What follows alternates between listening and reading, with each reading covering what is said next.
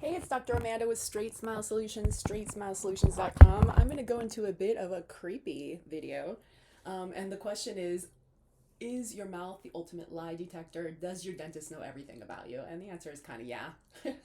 We know a lot of stuff about you. We know if you're nasty or you're not nasty. So, yeah, without further ado, let me tell you what we know and what we don't know. And here's the thing. The way dentistry has been set up as a profession, we are more technicians unless we are specialists. So a primary care dentist is more of a technician.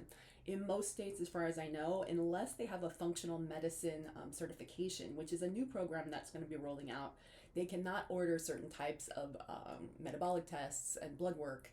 Um, that's my understanding, at least. But we know a lot what's going on, and we will definitely encourage you to go see your physician. So if your dentist tells you to go see your physician about this or that, they're seeing something, and they can't necessarily say that much.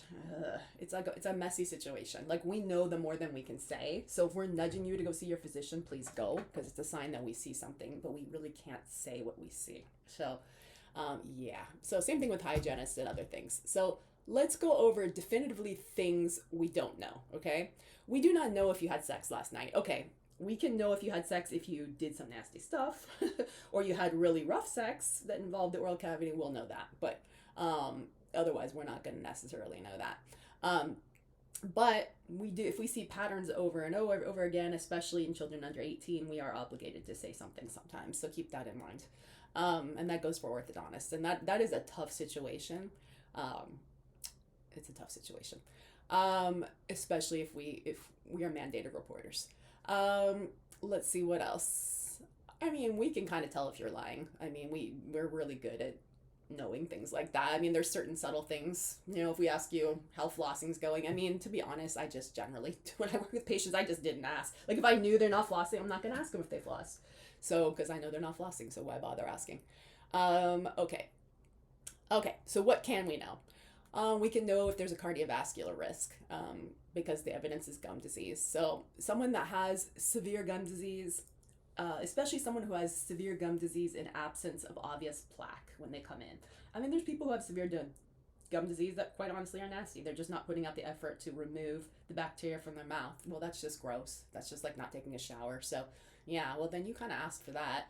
But if it's somebody who is doing the work and still has gum disease, then that's a sign that there might be an infection going on. And this isn't an infection that you can just give an antibiotic. It's not like that. This is the whole, you know, gut microflora, oral microflora, it's all the same thing. So when you've got bad bacteria or overgrowth of the wrong bacteria, it's a sign that there might be underlying things going on in your body. So we can't just give you an antibiotic to fix it or clean your teeth to fix it. It means that your body has to get healthier.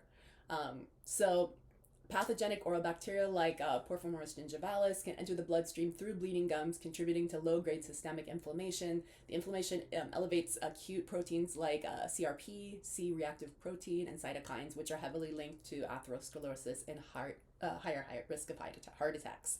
So that's why there's something going on. Another one is diabetes, about the same thing. I mean, if you've got diabetes, things aren't going well in your mouth. Cleaning your mouth isn't going to fix the diabetes. It helps. We don't keep reinfecting ourselves, but you have to fix the whole body and the sugar issue so that the mouth can stay healthy, right? So the relationship between diabetes and periodontal disease is a well-documented two-way path. Chronic high blood sugar alters the microvascular small blood vessels in the gums, impairing the delivery of the immune cells to fight oral bacteria. This leads to several severe rapid bone and tissue loss around the teeth. The housing that holds the teeth just falls apart and the teeth start to get loose and fall out. And once that starts to happen, you can't you can't reverse the process. You can stop the process from getting worse, but you can't necessarily reverse it. But then there's a point where the process gets so bad that there's nothing we can do and they all got to come out. Another one, STDs, STIs. Yeah, we see a lot of stuff. We can see syphilis, HPV, HIV, obviously herpes, which, is another virus. So, so many different things we can see on the lips, on the mouth, on the tongue, on the palate. And it's a hard part in ortho because especially we don't always have a lot of privacy in the room. So when we start seeing things pop up, especially if they're under 18, we don't want things to spread. It's a really delicate situation when there's like herpes or, we have to sometimes take the patient to the other room and talk to the patient and the mom just saying, we'll let you know. there's something going on here. Okay, and that doesn't always, herpes don't always come from sex. I mean, I've got family members who've gotten herpes as babies just because somebody kissed them on the eye. You know, it's sad. Please don't be kissing babies if you got herpes. Okay, another one, broad predictors of oral frailty and longevity. Yeah, I mean, honestly, if you got a mouth that's falling apart, it's a sign that your body's falling apart. And you know, that's really sad when a lot of times you can see people who look on the outside really healthy and really fit, and then you look inside your mouth and you're like, dude, you got the mouth of a 80-year-old meth head. I mean, this is not, I'm not saying you're doing drugs, but your body's falling apart from the inside out. It might look good on the outside, but it's not going to look on the outside much more.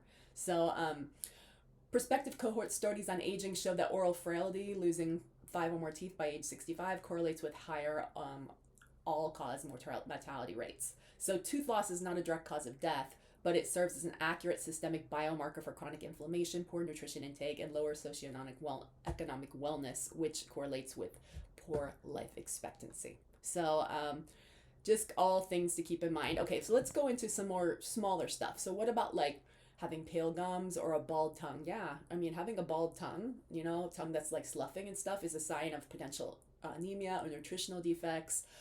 Whether you have low iron, B12, or folate, that can be a sign when we start to see the tongue looking shiny or the tissues looking pale. Another one is thick, stringy saliva or sticky oral tissues. It's a sign that there could be cortisol elevations, anxiety, long-term burnout, dry up the mouth, or other immune syndromes. Also, that being said, a lot of people are doing cannabis, you know, they're doing GLPs, they're self-medicating, they're taking Zins, they're doing SSRIs. Well, all that stuff can change the consistency of saliva, which can affect a lot of things. So just keep that in mind as well. So it might not be that something's going wrong in their mouth. It might just be that they're taking other medications. But I think if you're seeing it and you're not seeing these type of medications to dry up the mouth on the, you know, on the medical history, then that's a conversation you'd want to have. A lot of times I see like white patches inside the mouth, and if it's like a lacy kind of structure, it's a sign that of a chronic inflammatory condition where the T lymphocytes or immune cells are attacking the epithelial cells of the oral lining. It can be like a hidden liver disease and other things, as well as just starting to get periodontal disease, issues with cuts not healing,